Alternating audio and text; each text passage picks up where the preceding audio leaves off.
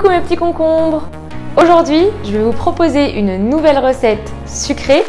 Et oui, ça fait longtemps. Du coup, roulement de tambour. Voici ma recette des tartelettes aux pommes et pain d'épices. Cette recette, elle est légère, mais elle reste très gourmande. Et oui, vous êtes sur la chaîne de Mon Carnet Gourmand quand même. Pour cette recette, vous aurez besoin de 75 g de sucre glace, de 2 g de sel, de 10 g de sucre vanillé, de 500 g de farine, de 100 g de beurre tempéré, de 2 œufs, de 2 tranches de pain d'épices de chez Björg. Vous aurez également besoin de 4 pommes, de 150 g de compote de pommes et de 2 cuillères à soupe de sucre roux. Allez, maintenant, on laisse place à la recette. Versez la farine dans votre saladier et formez un puits au centre.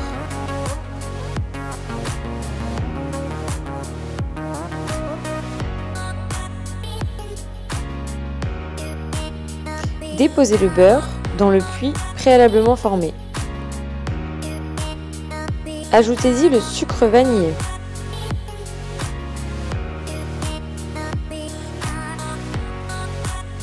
Le sel. Et enfin le sucre glace. Pétrissez le tout à l'aide de vos mains.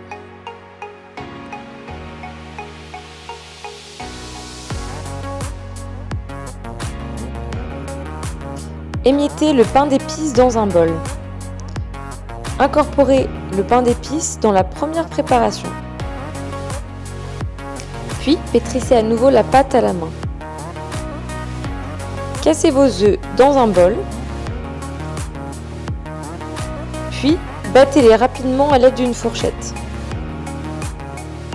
Versez les œufs battus dans votre préparation. Et pétrissez une dernière fois votre pâte à la main. Vous devez former une boule avec votre pâte. Une fois que cela est fait, placez-la dans un papier transparent et réservez-la au frais pendant 2 heures minimum. Farinez votre plan de travail. Puis, à l'aide d'un rouleau pâtissier, étalez votre pâte. Une fois votre pâte étalée, beurrez des moules à tartelettes. Puis, servez-vous de ces moules pour découper votre pâte, pour former les fonds de vos tartelettes. Foncez votre moule à tartelettes avec votre pâte. Déposez votre couche de compote de pommes sur la pâte.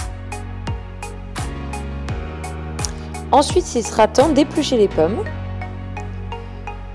puis de les couper en quartiers. Déposez les quartiers sur la compote en formant une rosace. Parsemez les tartelettes de sucre roux. Vous pouvez maintenant les enfourner pendant 20 minutes à 200 degrés. J'espère que cette recette gourmande vous a plu. Si c'est le cas, likez la vidéo, abonnez-vous à ma chaîne YouTube et on se retrouve très vite pour une prochaine recette. Bisous mes petits concombres!